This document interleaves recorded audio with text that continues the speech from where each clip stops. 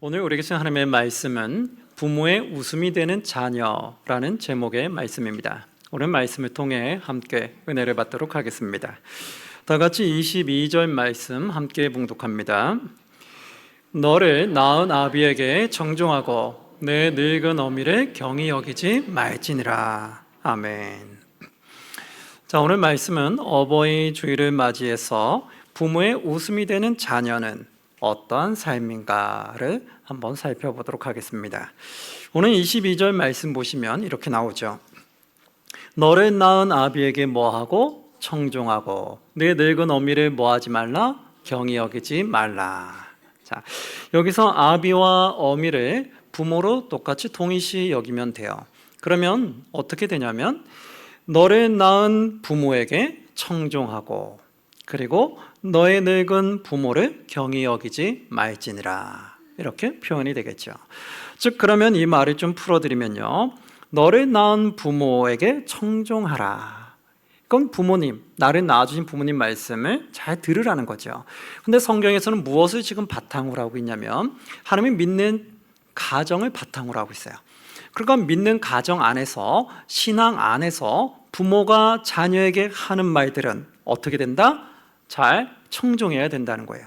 신앙 안에서 잘 양육하려고 가르치는 건데 그것을 듣지 않으면 신앙으로 잘 자랄 수가 없겠죠. 그래서 신앙 안에서 하시는 부모님의 말씀은 자녀로서 잘 청종해야 된다는 거예요.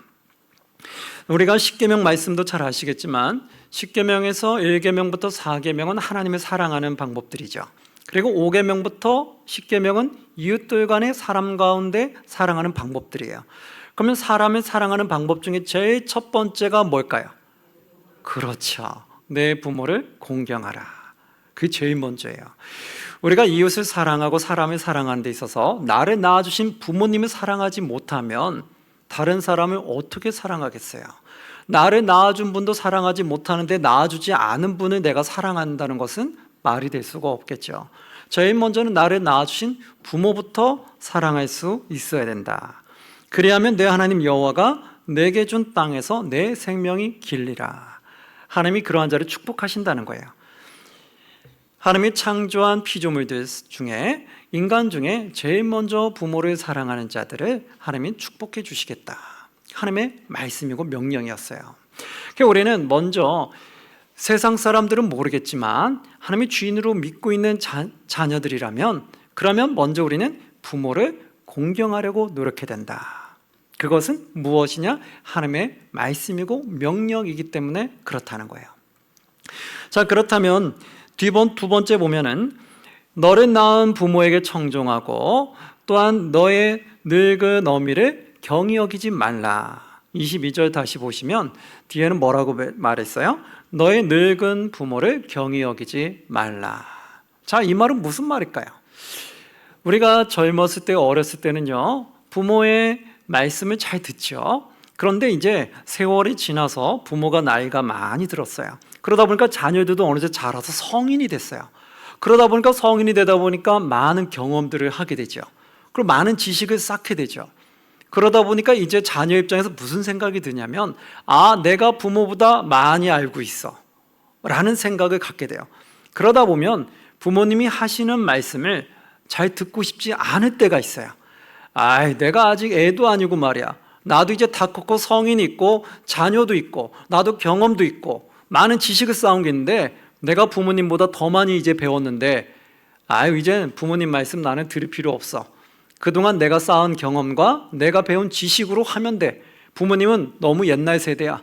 이제 부모님 말씀은 나는 듣고 싶지 않아. 이렇게 할 수 있다는 거죠. 그래서 성경 말씀에서는 너의 부모가 늙었을 때 부모를 업신여기거나 경히 여기지 말라는 거야. 경히 여기면은 우리한테 무엇이 되냐면 자신도 모르게 교만함이 생기는 거예요. 하나님한테 제일 중요한 건 뭐냐면요, 하나님 앞에서 우리는 많이 배우고 경험한 것이 하나님 앞에서 매우 미약함을 깨닫는 거죠. 전지전능한 주님 앞에서 우리가 아무리 많은 걸 배운들 하나님 능력을 따라가겠어요? 아니죠. 그럼 우리를 낮춰서 하나님이 우리에게 보내주신 그 부모님을 잘 경외할 수 있어야 된다는 거예요. 비록 부모의 삶과 부모의 지식이 나보다 부족할지 모르지만 그래도 우리가 신앙 안에서 부모님이 하시는 그 말씀을 우리는 겸손히 들어야 할 수 있어야 된다는 거예요. 때로는 부모님의 지식이 나보다 짧을 수도 있죠. 그러나 우리가 겸손한 마음을 가진다면 일단 그 자리에선 들어야 되는 거예요. 나중에 뒤돌아서 아닐 때는 내가 안 따라갈 수도 있겠죠. 그러나 부모님의 앞에서는 겸손하게 듣는 거예요. 아, 네, 알겠습니다. 네, 부모님의 말씀 잘 새겨 듣겠습니다. 그렇게 우리는 할 수 있어야 되는 거예요. 그것이 뭐냐? 그리스도인의 모습이다. 신앙인의 자녀로서의 모습이라는 거죠. 우리가 부모한테 그렇게 하면 우리 자녀도 그걸 보고 배우면 나한테도 어떻게 할까요? 그렇게 하겠죠. 그러나 내가 부모님을 무시하는 것을 자녀가 보게 되면 자녀도 내가 나이가 들면 나를 어떻게 할까요? 그렇죠. 섬기기보다는 무시할 확률이 높습니다. 왜요? 또 내 자녀는 나보다 더 많이 배울 거거든요. 그리고 부모님은 그렇게 시킬 거거든요. 더 많이 배우게끔. 그러면 자녀가 그걸 보고 배우면 똑같이 따라하는 거예요. 나는 지금 부모님보다 내가 더 많이 배웠거든요. 그럼 나 이제 부모님 말씀 안 들을 거예요. 저한테 이러라 저러라 말씀하지 마세요. 이렇게 나올 수가 있거든요. 그래서 우리는 하나님 앞에선 많이 아는 것을 드러내고 교만한 것이 아니라 자신을 낮추는 거예요. 아무리 많이 배웠어도 나를 이렇게 가르치고 나에게 배움을 준 부모에게 오히려 더 감사하시면 되는 거예요. 부모님이 쓸 거 안 쓰고 건강 챙기지 않으시고 나에게 많은 것을 투자하시고 나에게 많은 걸 아끼셔서 나에게 이렇게 많은 것을 배우게 하신 그 부모님, 내가 비록 부모님이 나보다 배운 것이 없을지라도 나를 이렇게 세워주신 부모님을 경외하는 마음으로 겸손하게 듣는 거죠. 그 겸손함이 우리에겐 더 필요하다는 거예요. 자, 그러면 이제 부모를 통해서 신앙을 유산을 물려받게 되죠. 믿음의 가정에게 하는 말씀이기 때문에 분명히 부모님은 신앙 안에서 잘 자라길 원할 거예요. 그래서 자녀에게 신앙 안에서 하나님의 말씀을 또 잘 전달해 줄 거예요. 그럼 말씀을 들은 자녀들은 어떻게 되느냐? 23절 말씀인데요. 함께 봉독합니다. 진리를 사되 팔지는 말며 지혜와 훈계와 명철도 그리할지니라. 아멘. 자, 진리를 사되 뭐 하지 말아요? 팔지 말라. 진리를 세상의 어떤 것과도 바꾸지 말라는 거예요. 그리고 지혜와 훈계와 명철도 뭐하라? 그리할지라. 지혜와 훈계와 명철도 다른 것과 바꾸면 안 된다. 자, 우리가 지혜와 훈계와 명철 많이 들어본 걸 거예요. 훈계는 금방 쉽게 알 수 있어요. 그러나 지혜와 명철은 조금 구분하기 어려운 분도 있어요. 대체 지혜와 명철은 좀 비슷해 보이는데 뭐가 어떤 차이가 있을까? 제가 오늘 조금 쉽게 설명을 좀 해드릴게요. 지혜와 명철을 왜 따로 구분하면서 하나님께 구하냐면 지혜와 명철은 성경에 보면 하나님이 주신다고 되어 있어요. 그러면 하나님 지혜와 명철은 무엇을 주시냐? 지혜와 명철 중에 먼저는 명철이 조금 앞서가게 돼요. 명철은 어떤 것을 말하냐면요, 어떤 상황에 문제가 발생했을 때 그 문제가 왜 발생했는지를 분별하는 능력을 명철이라고 해요. 그래서 참 명철하네, 이 말은 뭐냐면 상황 판단을 빨리 잘하는 거예요. 그럼 지혜는 대체 뭐냐? 지혜는요, 명철을 통해서 이 상황이, 이 문제가 왜 발생됐는지를 분별하고 나면 이 문제를 해결해 내야 되잖아요. 그럼 이 문제를 좋게 잘 해결해내는 능력을 뭐라고 말하냐면 그걸 지혜라고 말한다는 거예요. 즉 뭐냐면 문제를 빨리 파악하는 것이 명철이고 그 문제를 잘 해결하는 것이 지혜라는 거예요.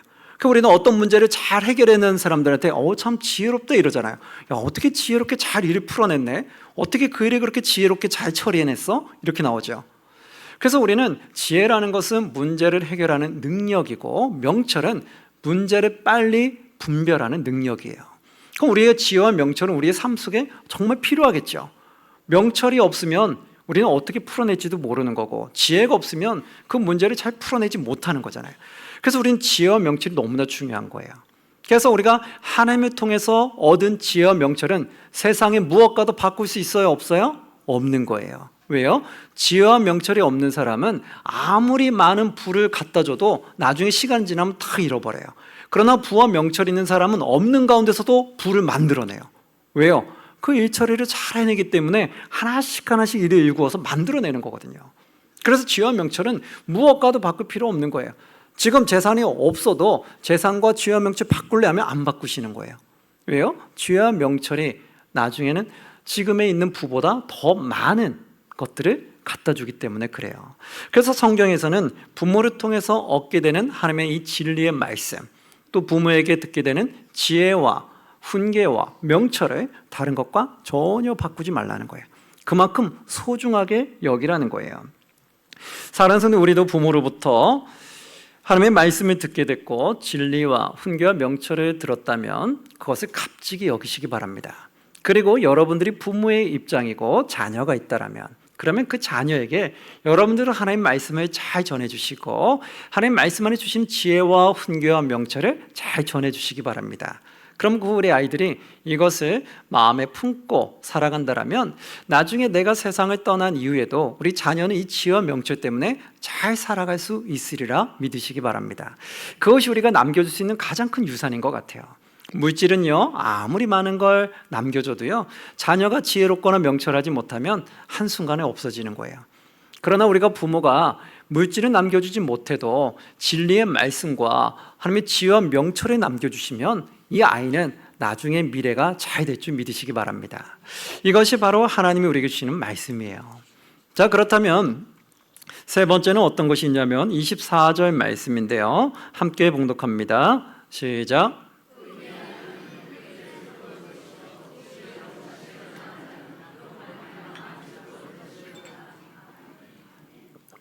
아멘.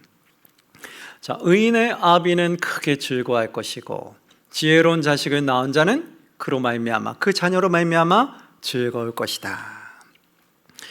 자, 우리가 신앙 안에서 봄의 말씀을 듣고 나아가는 자, 지혜로운 자, 그는 부모를 기쁘게 한다는 거예요. 즉 우리가 자녀로서 신앙의 유산을 잘 물려받고 자녀로서 우리가 지혜롭게 명철하게 살아가시면 부모를 그것이 곧 기쁘고 즐겁게 한다는 거예요. 왜 그럴까요? 잠언서의 4장 6절에서 7절 말씀에 보면 이렇게 내용이 나와요. 잠언 4장 6절 7절 보면 지혜를 버리지 말라. 그가 너를 뭐하리라? 보호하리라. 그리고 그를 뭐하라? 사랑하라. 그러면 그가 너를 뭐하리라? 지키리라. 아멘. 지혜가 우리의 앞날을 보호하고 지킨다는 거예요. 또한 7절에 보니까 지혜가 무엇이니? 제일이니. 그만큼 지혜가 중요하다는 거예요. 우리는 살다 보면 많은 문제를 부딪히게 돼요. 많은 문제를 경험하게 되는데 그때 그걸 잘 풀어내는 것이 매우 큰 능력이겠죠. 그래서 지혜가 제일이니 지혜를 얻으라. 너가 얻은 모든 것을 가지고 무엇을 얻으라? 명철을 얻을지니라. 아멘. 이렇게 지혜와 명철이 중요하다는 것을 성경은 계속해서 강조하고 말해요. 또 한편에는 잠언 10장 1절에는 이렇게 말합니다. 잠언 10장 1절에는 지혜로운 아들은 아비를 뭐하게 한다고요? 기쁘게 하거니와 미련한 아들은 어미를 뭐하게 한다고요? 근심이니라. 자, 부모로 다시 이것을 바꾸면 지혜로운 자녀들은 부모를 기쁘게 한다는 거예요. 그러나 지혜가 없는 미련한 자녀들은 부모를 어떻게 한다고요? 근심하게 만든다는 거예요. 그 말은 왜 그럴까요? 우리가 한번 보면 자녀들이 지혜롭게 명철하게 잘 살아가는 걸 보면 부모는 마음이 흡족함이 있고 기쁘고 즐겁잖아요.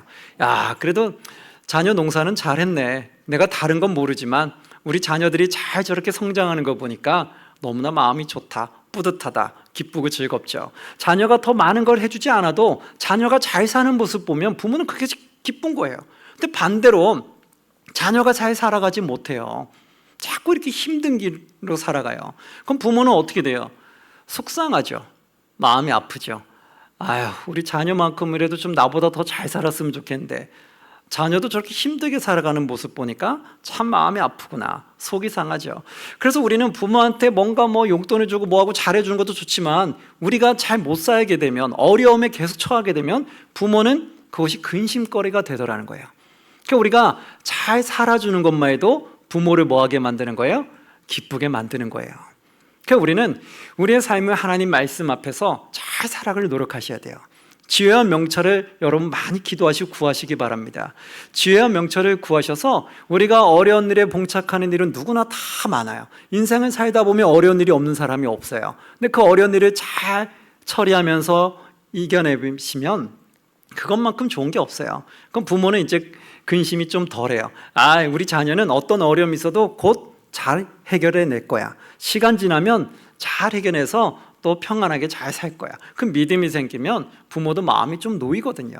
그래서 그런 믿음을 우리가 주시기를 바랍니다. 그런 것들이 하나님께 은혜와 복이라는 거죠. 마지막에 보시면 25절에는 이렇게 나와요. 내 부모를 뭐하게 하며 즐겁게 하며 너를 낳은 어미를 뭐하게 하라? 기쁘게 하라. 아멘.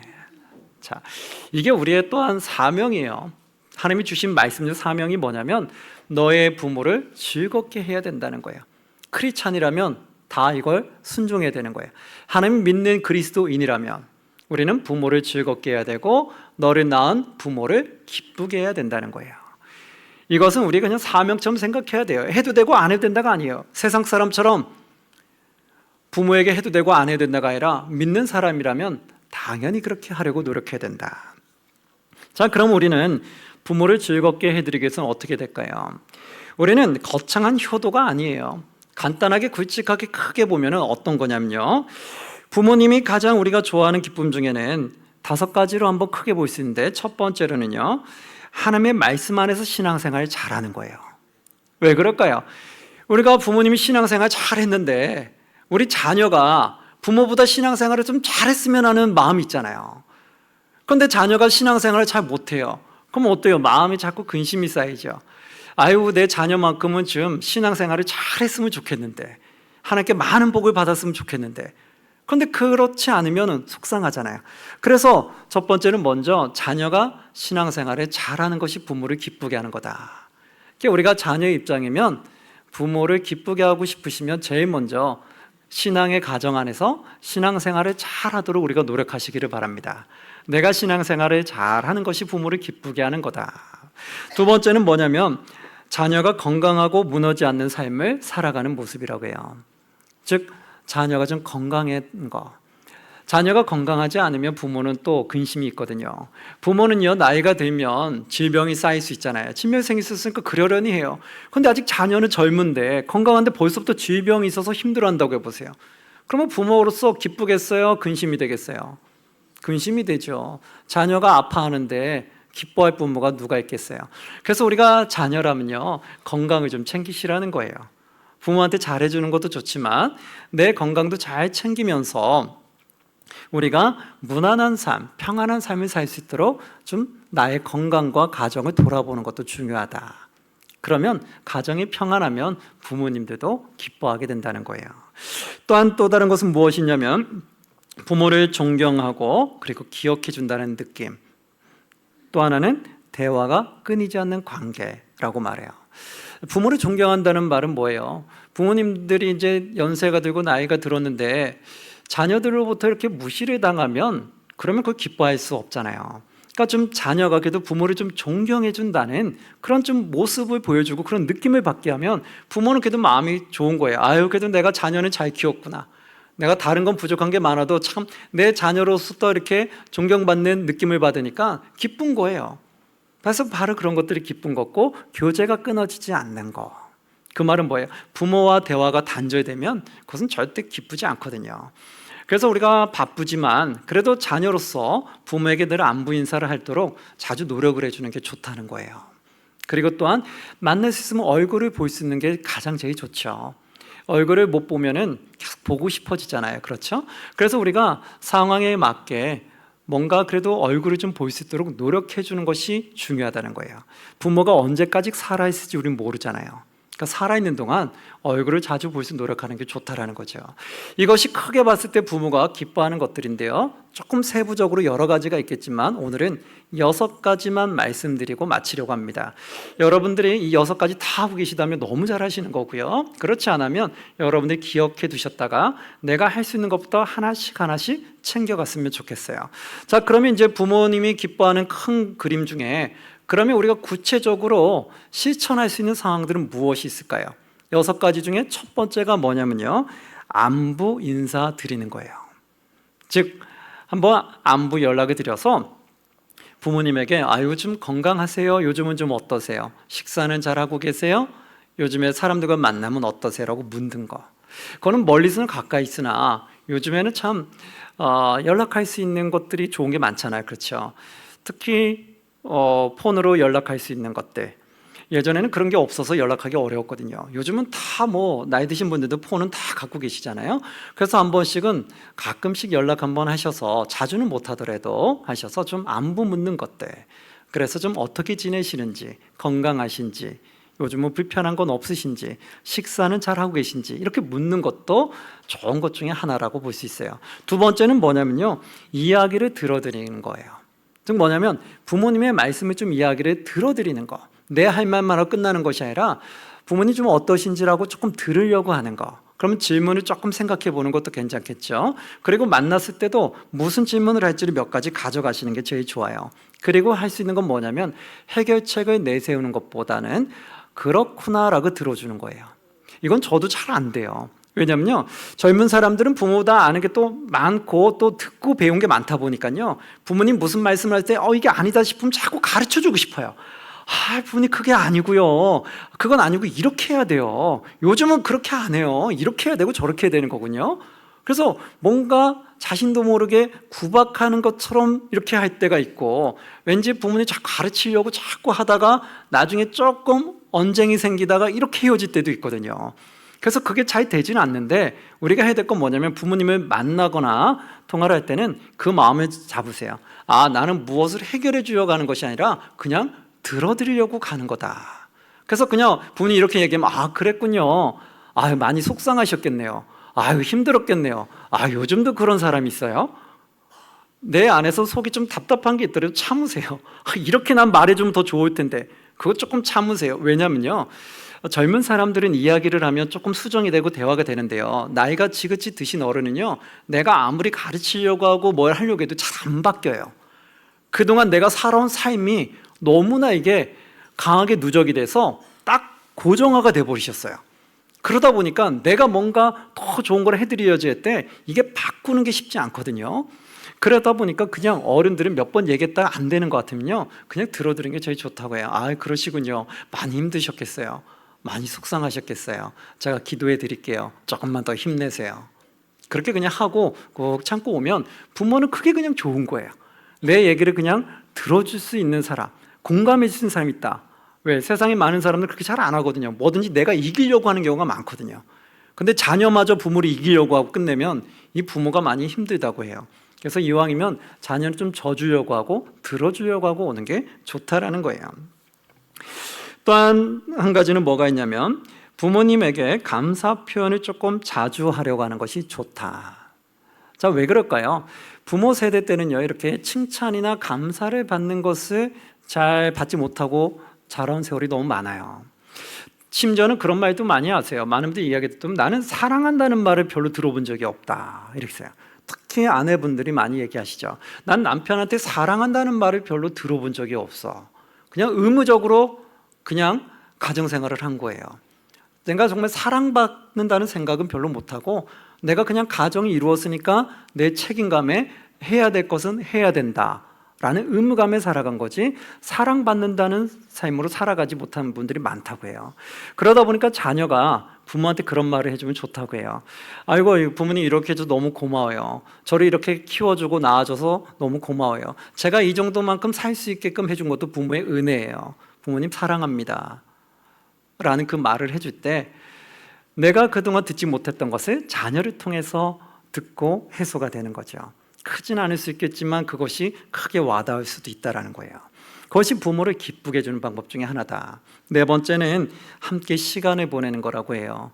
우리가 그냥 멀리서 전화 한 통화 띡 하고 끝내는 것도 안 하는 것보단 낫죠. 그러나 이왕이면 얼굴을 조금 보여주는 게 좋다라는 거예요. 그래서 얼굴을 직접 보고 피부와 피부 부딪히는 거. 그래서 우리가 최대한 할 수 있다라면, 어떤 분들은 집이 가까워서 자주 찾아뵙는 분도 있고, 어떤 분은 집이 멀어서 자주 찾아뵙지 못하는 분도 있을 거예요.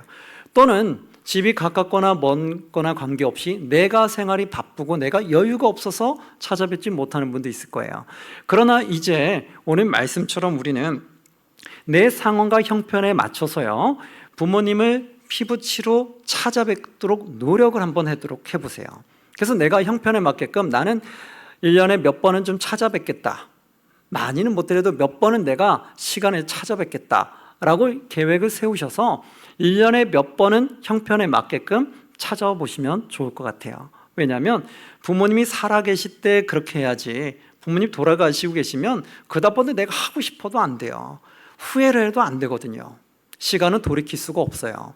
그래서 부모님이 살아계실 때 내가 할 수 있는 한 1년에 몇 번은 좀 찾아뵙고 인사 좀 드리고 식사라도 같이 하고 나는 돌아오겠다. 그런 마음을 가지고 하면 아마 부모님이 좀 많이 좀 위안이 되실 거라고 봅니다. 5번째는요, 자기의 삶을 성실히 살아가는 거라고 합니다. 아까 말씀드렸던 것처럼 내 삶이 형편이 녹록하지 않으면, 어려우면 부모님은 그게 마음에 근심이 돼요. 그래서 우리가 내가 살아가는 삶도 잘 살아갈 수 있도록 나 자신을 잘 돌아보는 것도 중요하다. 마지막에 6번째는 부모님을 한 사람으로 존중하는 거라고 합니다. 한 사람 존중한다는 건 무슨 말일까요? 우리가 다른 사람 보면서 저 사람 좀 도와야 되겠네, 많이 힘들겠네, 어렵겠네, 이렇게 하면서 돕고 신경 쓸 때가 많아요. 그런데 정작 부모님은 완전히 그냥 뒷전일 때가 많아요. 그냥 부모님이니까 다 알아주시겠지 뭐, 내 마음 다 이해하시겠지 뭐, 그러고 부모는 그냥 뒷전이고 내가 그냥 보는 사람, 앞에 있는 사람들에게만 신경을 쓸 때가 많다는 거예요. 그런데 여러분, 부모님도 한 인격체로 생각하시기 바랍니다. 내 부모니까 다 괜찮아, 이게 아니라 내가 다른 사람을 보면서 마음 아파하듯이, 우리 부모님도 그럴 수 있겠다, 우리 부모님 외로울 수 있겠다, 우리 부모님도 답답할 수 있겠다, 힘들 수 있겠다, 그런 생각을 해주라는 거예요. 그래서 내가 다른 사람을 신경 쓰듯이 부모님도 한 명의 인격체로 생각해서 부모님도 같이 생각하자는 거예요.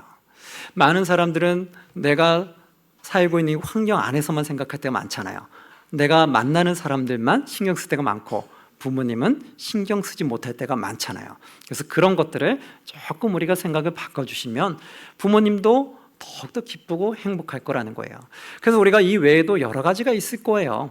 그러나 우리가 이러한 것들을 한번 세부적으로 생각해 보셔서 이 어버이날을 맞이해서 한번 나는 부모님을 얼마큼 기쁘게 하고 있는가.